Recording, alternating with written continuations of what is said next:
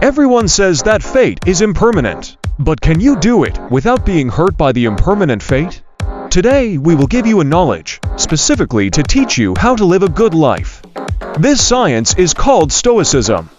I am bound to encounter unrighteous, disrespectful, dishonest, malicious, and self-serving people. I start each day by reminding myself of this sentence. This was said by Marcus Aurelius, Emperor of Rome, the most powerful man in the world. Aurelius practiced cynicism when he was a teenager. He wore cloth and slept on the ground. He refused to enjoy it, but he didn't get the point.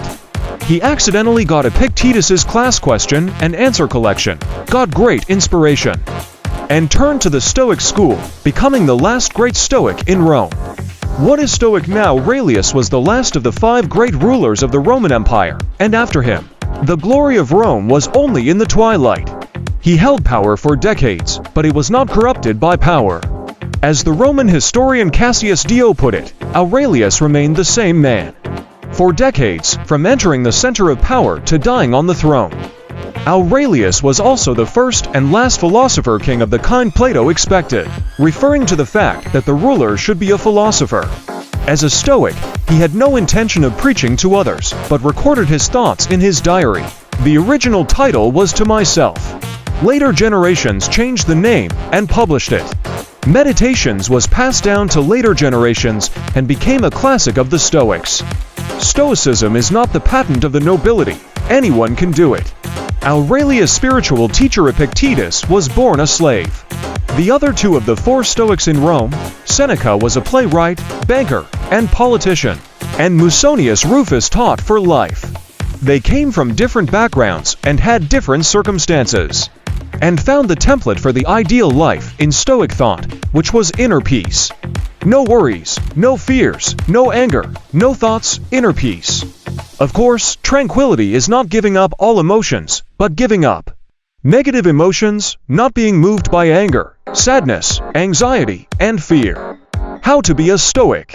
To be a Stoic, you need to know these skills. First, always assume the worst, assuming that everything has been taken away by fate.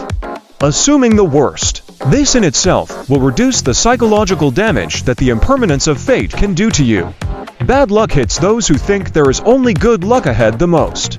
Cherish life, but always reflect on yourself, see that the good will eventually pass away, and focus on getting happiness from the present.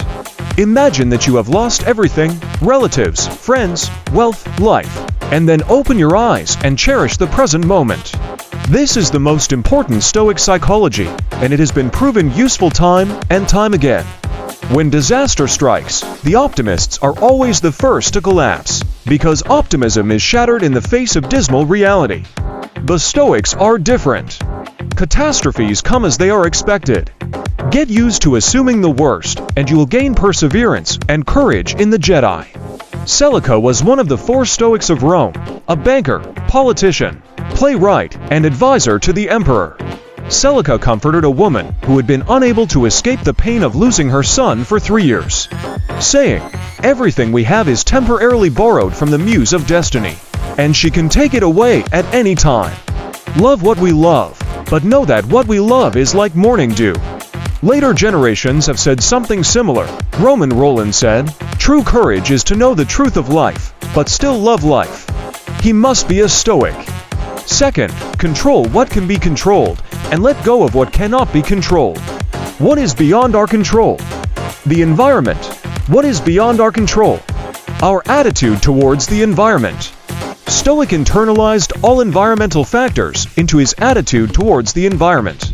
He attributed all gains and losses to himself, and let go of his fears and anxieties about things beyond his control. Aurelius' spiritual teacher Epictetus said that people want to change the world, and Stoic wants to change himself.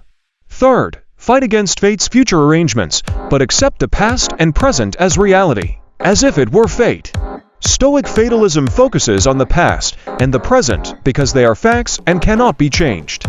Since the past and the present cannot be changed, there is no need to lament in vain. Don't think over and over again, assuming what would have been the case in the first place. Don't waste emotions, energy, resources here, and don't let it shake your heart. Fourth, restrain yourself. In addition to imagining that the worst could happen, Stoic would go one step further. Seneca said that sometimes you have to live as if the worst had happened. It is not enough to imagine losing all your wealth, but to live a real hard life. From time to time, actively create suffering for yourself and starve. Unlike cynics, Stoics do not pursue self-abuse. They do not reap pleasure from suffering, but only to better reflect on the sweetness of reality.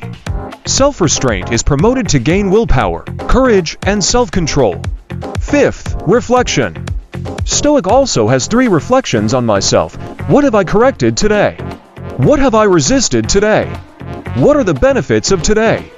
Stoic entered the WTO and actively participated in life, but set the 2 roles of participant and bystander in one, acting while observing his own actions and evaluating them according to Stoic criteria. Have you ever imagined the worst? Summary of this lecture. Thinking today.